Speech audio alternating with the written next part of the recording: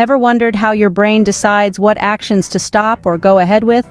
It's like a traffic controller inside your head, constantly making decisions on whether to give a green or red light to your actions.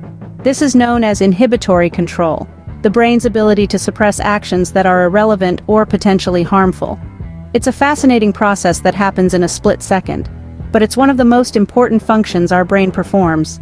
To unravel the complexities of this process, a team of researchers from the University of Hong Kong and the University of Electronic Science and Technology of China embarked on an intriguing study.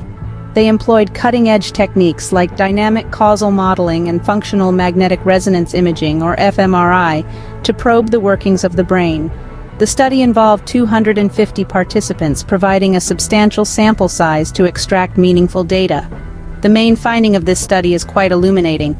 The researchers identified a part of the brain, known as the right inferior frontal gyrus, or RIFG, as a key regulator in the inhibitory control circuit. Think of the RIFG as the traffic controller's central command, coordinating and controlling the flow of information. But how does the RIFG exert this control? The study found that the RIFG significantly influences two other parts of the brain, the caudate nucleus and the thalamus, during response inhibition tasks. These tasks are like the real-world situations that require us to stop or go ahead with an action.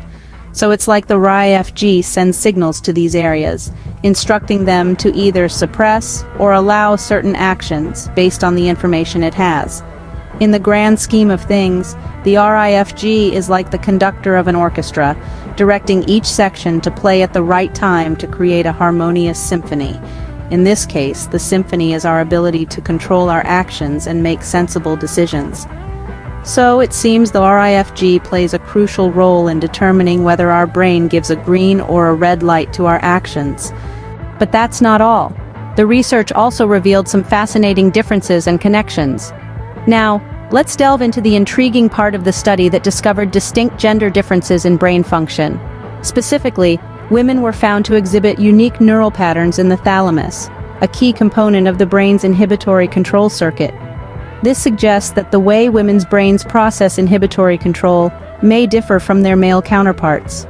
The study also shed light on the connection between better inhibitory control and stronger neural communication. It found a significant correlation between the two, indicating that the more robust the neural communication from the thalamus to the right inferior frontal gyrus, or RIFG, the better the inhibitory control.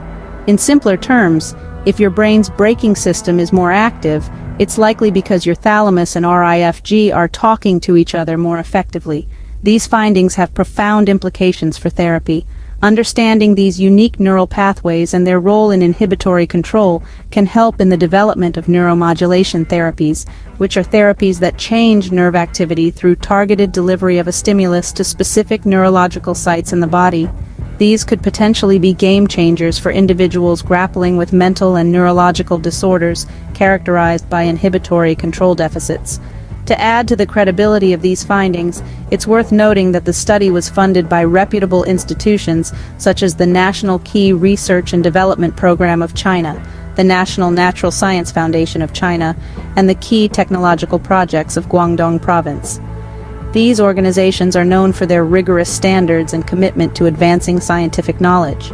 So these findings not only shed light on how our brain controls our actions, but also pave the way for new therapies to help those struggling with inhibitory control deficits.